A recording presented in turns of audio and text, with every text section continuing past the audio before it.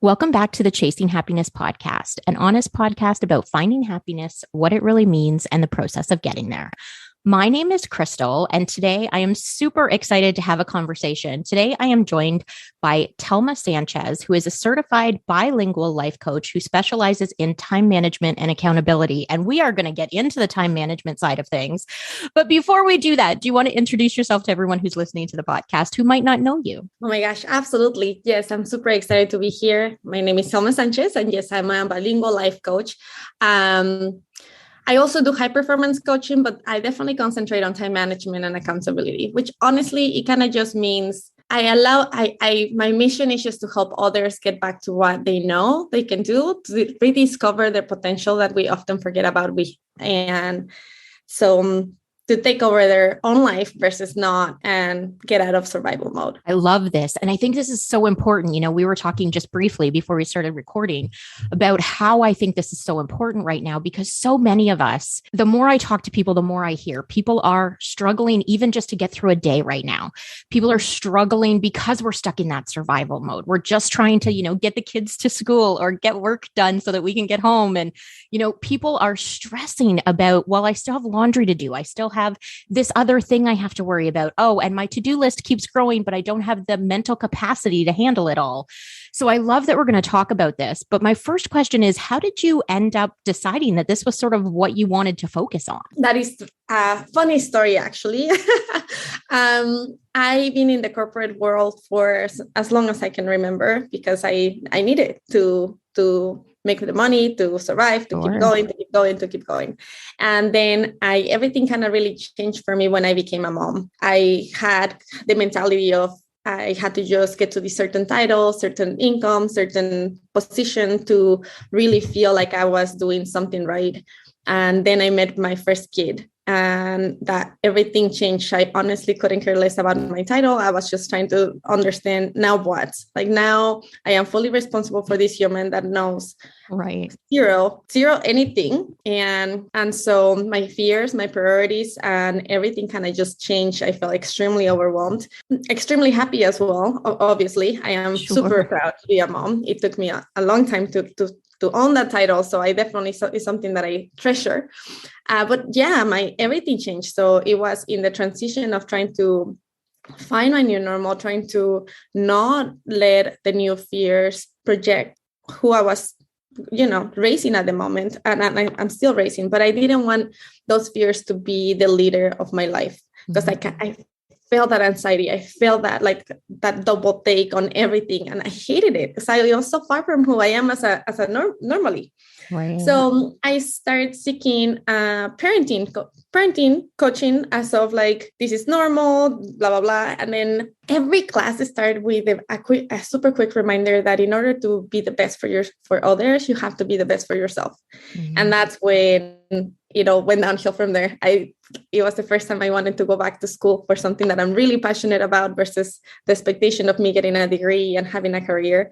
Every conversation that I had when it comes to being who we are, conversations that we normally don't have with our friends or even our family because it's embarrassing sometimes, because it's hard, because we don't want to get judged, because we don't want to be seen differently. It's something that I was like, oh my God, this is what we should be talking about. And no wonder people go crazy and feel so overwhelmed and like they're never good enough, or like they're always falling short, or like in survival mode. Yes. But it's so hard to recognize that. I was like, oh my God, when did I fall into survival mode, and how far, like how long have I been on it that I don't even remember? Like now it's how I function almost, right? Right. So it was just, honestly, was that the fact that I needed it, that I felt like, God, if I started sharing the things that I was learning with some of my friends and they started seeing an impact, clearly I started seeing a huge impact that allowed me to better show up for my family and for myself. So yeah, that's how I was like, all right, this is what I really enjoy this. I feel like this is really needed. And not a lot of people are willing to have this conversation because it's awkward and because it's uncomfortable and because people are not used to it until somebody asks you. Right. And when somebody's asking you and you're just like, oh, wow, I guess I haven't thought of it in a long time. That's when the magic starts happening, and I'm all for the magic. I love this because I am all for the magic too. And I love that you brought up that it is awkward and uncomfortable and you fear the judgment. Because I think what happens often to us as human beings is we think we're supposed to know everything, right? We think we're supposed to have all of the answers, but like no one has all of the answers. It's just that nobody is saying, hey, I don't have them either. Let's figure it out together. So you're giving people the space to do that. I love this. Yes. And honestly, I don't even know when that expectation starts of like, you should know everything. Does it start in high school when they're just like, oh, you need to start knowing what school do you have to go to? And I don't know exactly when it starts, but that's exactly when we stop listening to our own gut, when we stop really caring about our own thoughts, and we start really putting a lot of emphasis on the world. And we both know that right now the world is a hot mess. We cannot rely on it. So right. It's a crazy time, but it's also a beautiful time to reflect and go back to yourself, because honestly, it's really helpful on the madness that we're living on these days to just know that you have the answer, but you should only have your answer. You should no longer ask the world, oh, what's next? Oh, that's how, because we both know, right? Every time that you ask something, there's a yes and a no. And everybody has amazing facts to back up their answer, right? But there's always going to be one that is more true to you. And so learning how to just, yes, do your research. Yes, seek advice, but then learn how to go back and be like, which one feels right for me and why? Yes, asking that why is really important, because maybe it feels right, but it feels right because 15 other people have told you it should feel right, not because it actually feels right. So that why is so important. I love this. I want to know, though, because of the experience you have and because of this crazy, weird world that we're all living in, for everyone who is listening to the podcast and they're thinking, you know what, this makes so much sense to me, but I have no idea where to start for myself. What advice would you give them? What's the first thing you would tell them to do? Honestly, the very first thing, and it's hard, I'm giving it to you straight. I'm not one. English is clearly my second language. So sugarcoating is not a language that I ever learned. You have to recognize exactly where you are in your life, because we are so used to saying, when I lose this fight, when I get there, when I have this title, so we're always looking towards the future, and we're never embracing or now. If COVID has taught us anything, is that all we have is now. And you should probably check everything, like everything is changing. So, but you're not. So I feel like my very first question would be like, where are you now? In what phase of life are you? And how much are you willing to accept that? How are you willing to accept that right now? For example, I live with toddlers. My life is completely different than when I had no kids. So now being at the park is like one of my favorite places, right? Well, before, I would run by it, I would drive by it, but it was never like, this spot is like my sanity, right? So it's recognizing exactly where you are at. And the second question that I would invite you to really consider, and when I'm asking you to do this, is I'm asking you to like go pen to paper or technology if you're into it, like for 10 minutes, write everything that comes to mind. Where are you in life right now? What phase of life are you on? And go to town. Anything goes. Anytime that you're asking yourself questions, ask yourself questions with absolutely no judgment. There's plenty of judgments in the world. If somebody has to love you, just don't judge yourself. Just get to know yourself again, all over again. And the second question is your values. Why? Why is it that you're there? Why is it that something means so much to you? What drives you? What are your values? And of course, the corporate that you might be working on, or your life. Every company has their values, but I'm asking you, what are yours? Not your families, not your partners, because we all know that we marry a complete opposite. So what are yours? What drives you? Because when it comes to making changes, those values are going to be your best friends. When it comes to tweaking a little bit of things, those are going to be the quick reminder of like, this is important to me. This is who I am. I love this. And I love this for a couple of reasons. One, because when you say this is important to me, the first thing I think of is the first time you and I actually had a conversation. I think it was FaceTime or Zoom or something, but you were at the beach with your family. And I instantly fell in love with you because I was like, this woman has made it a priority, even though she has business to do, even though she has things going on, she has made it a priority to spend time at the beach with her family on a good day. And that's just magical because that was a priority for you. And so I think that's so important for people because often we get so caught up in all of the to-do things that we don't stop to ask ourselves, well, where are my priorities? Based on the time that I'm investing in things, does that match up to what my priorities are? And you are a perfect example of how it does because you make it work, which, can be complicated sometimes. I'm not saying this is easy work, but honestly, as a life coach, I'm never going to hold one of my clients to something that I don't hold myself to. And if I have the nerve of calling myself, I'm an accountability management, you can be sure I hold myself pretty accountable too, right? Plus, many, many times we are our own worst critic.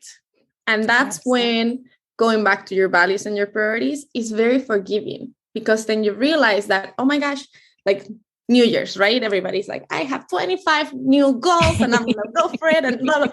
You're going to find, if you really look back, that the ones that stick are the closest ones to your values because your body's calling you to it, your mind, because you're attracted to it, because making the time feels good. So therefore, it's worth it, right?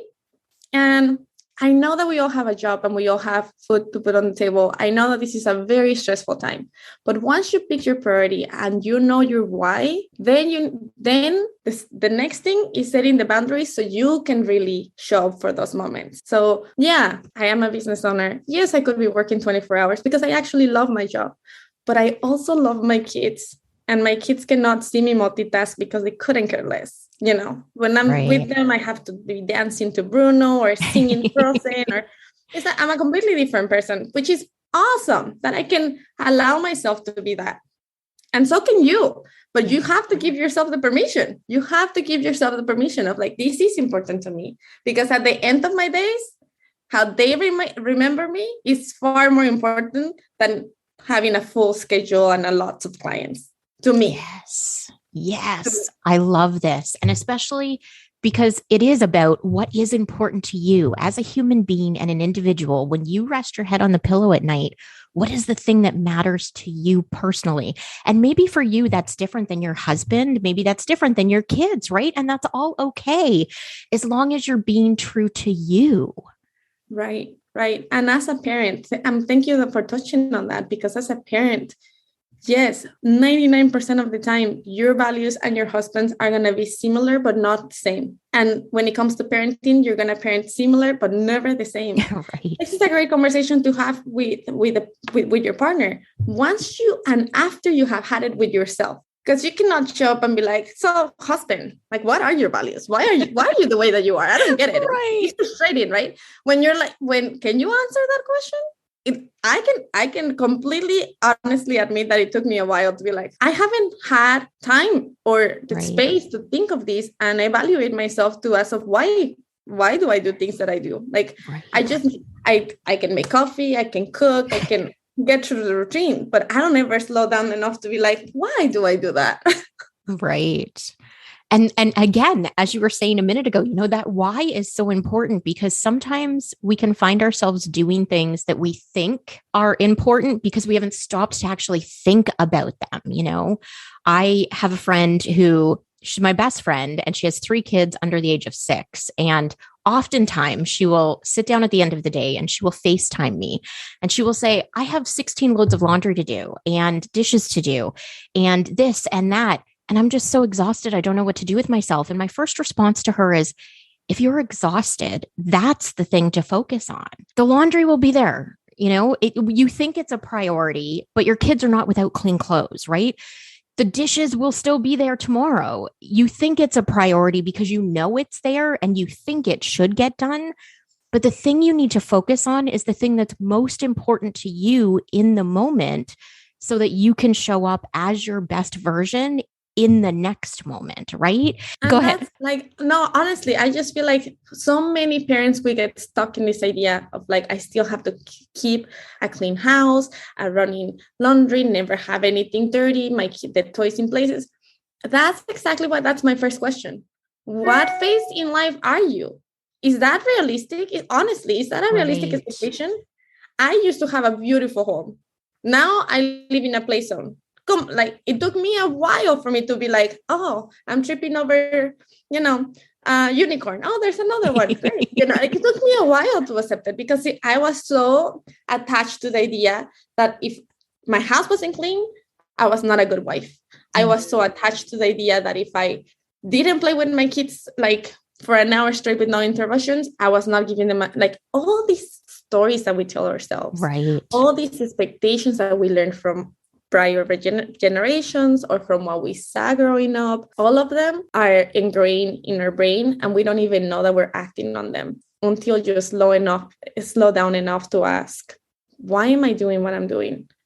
And then you can recognize this is a story that I've been telling myself for 10 years, but I can change the story because now I recognize the story and it's clearly not serving me. It's driving me nuts. Like I could not go to sleep without the kitchen being like sparkling clean. You know how unreasonable that is with two toddlers that know how to open every single cabinet? I was setting up myself for failure, and therefore I was irritated all the time. And that's so important because we do set ourselves up for failure with these unrealistic expectations.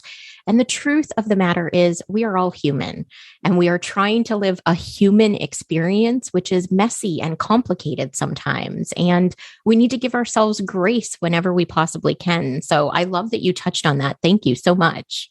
Yeah. And maybe just slow down enough to ask yourself, like, what stories am I telling myself? Like, what expectations am I holding? Am I holding myself accountable to? And are they real? Or did I completely make them up and they're just driving me nuts or setting myself up for failure? Because like your friend, she's exhausted, but she knows the laundry, she knows the dishes and stuff. That's honestly all the moms. We always have something to do. We're always behind on something. Like the groceries, there's always something. But is it enough? And is it more important than your well-being to where you're just dragging? Right. Or is it worth giving yourself the space and the time to just be? Clearly, your friend values friendship because if she's FaceTiming you, regardless of it all, it's because she knows that connection is very important to her. And you're probably one of her light moments in which she is like, oh, I get 5 minutes of, I get 5 minutes of friendship. And that is an energy booster. Sometimes it's better than a cup of coffee. Absolutely. And 100%, that's why she contacts me, because she knows she'll get a little bit of love and light, but she also knows I will be realistic with her and remind her that it's okay to be a mom who doesn't have everything done all the time, right? None of us do. I will tell you the secret. We all think that they do, but none of us do. Exactly. I love this. Okay. I do want to be respectful of your time. So I typically end the podcast with a few questions. Are you game to answer a few questions? Of course. Awesome. The first question is, what inspires you? Depending on exactly what type of inspiration I'm looking for, a sunset or a sunrise can do miracles for me. Being in nature is super inspiring. Feeling tiny in a hike, like when I love hiking, I'm feeling that little gives me a sense of perspective, and seeing people rediscover their potential is like my mission because I find it so inspiring, because I love noticing that switch in which they realize that they had the answer the whole time. They just never had taken the time to get it. And once you know it, you just like seeing them grab it and go with it. It's priceless and it's a huge inspiration. I love that because there is magic in those moments, right? There is magic in seeing someone go, oh my God, my life has literally changed because of this one question you asked me that I had to think about, right? Like, oh, I love that. It's priceless. Honestly, it's one of like, it's what I live for. And you can see it in your loved ones when you take the time to have a conversation with them, even if they're two. you know. You can just have to pay attention. But yes, being in the moment is something that I find extremely inspiring. Oh, I love that. Okay, the next question is, if you could go back and give yourself a piece of advice, what would it be? Oh, gosh, this one. I think I would just tell myself to slow down. I was stuck in survival mode for far too long, and I can give you 1,000 excuses as of why I had to be there. But if somebody had just told me to just slow down, just take a beat, enjoy the sunset. Because for a long time I didn't think I had time. So yes, I would say just slow down.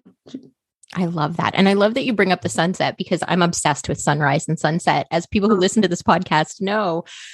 Because for me, it is really that reminder, whether it's at the start of my day or the end of my day, it is that reminder to just take a breath, stop, and actually be present in the magic of the moment and this crazy world we live in, because there's still beauty to be found in it if you stop to take those moments. Absolutely. Absolutely. And for me, I second that. I'm completely obsessed. But I would add that, especially when I'm having a hard time on things, a sunset reminds me that this too shall pass, right? Like a sunset is coming and going and coming and going, as we all are. And so there's always movement, even though we feel stuck, even though we feel like nobody's there for us. If you pay attention to the movement of your surroundings, it's happening. You just have to allow it.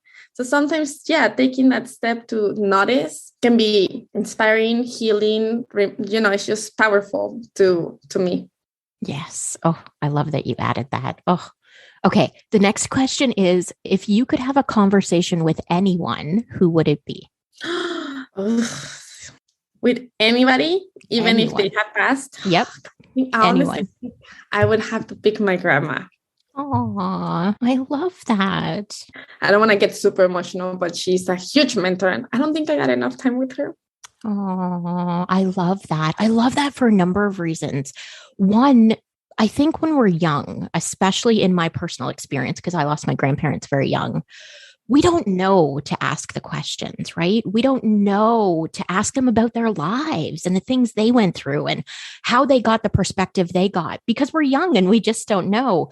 But as you start to go through life, you start to wonder, especially if you're someone who doesn't have them in your life anymore, like, what would they think of me in this role, in this moment? And it's such a great thing, I think, for everyone listening, because if they're still in your life, you have the opportunity to ask them those questions. And it's such a gift that when we're young, we don't know that we're taking for granted because we just don't know any better. But as you get older, you realize, if only I had known to ask and to have those conversations. And you value their wisdom. Like obviously they're a lot older. So they had gone through so much that you haven't yet. And I'm not asking you to do what they say, but it's a perspective that you will probably not see for yourself, because you're in that different generation. It's a different world, but still that perspective is such a gift. But yeah, of course, if you have them still, absolutely, I encourage you to get to know them, because later you're gonna go back to those answers and be like, oh, that I think this is what she would do, or this feels right because. And especially if they're like a mentor to you. My grandma was such a mentor to me, and she was such a loving force, right? That I love that. I could get time back with her, I would run to it. I love that. Oh, such a great answer. Okay, the last question, which some people find the hardest one. Okay.